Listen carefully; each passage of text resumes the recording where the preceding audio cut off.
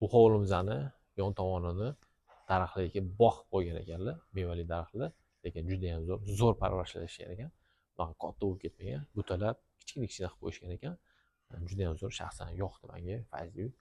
Mayo tomonimizda yozgi oshxona qilingan ekan. Shaxsan o'zimga juda ham yoqdi, juda ham Fayzli uy ekan.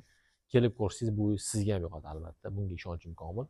Demak, bu uyimiz Yunusobodda joylashgan, Chinobod sanatoriyani orqa tomonida joylashgan.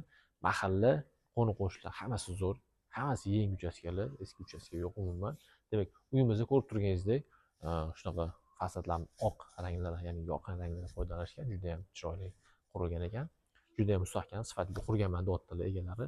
O'zlari uchun qurgan ekanlar, hozir o'zlari yashayaptilar. Demak, 2 qavat yaxlit podvol, 6 ta xona qurilgan, bitta hol qilingan uyimizda, 4 ta sanuzel joylashtirilgan. Albatta, uyimizning umumiy maydoni 450 kvadrat.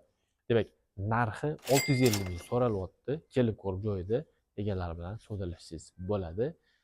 Pastda o'zimning nomerimni qoldiraman, telefon qilsangiz shaxsan o'zim javob beraman.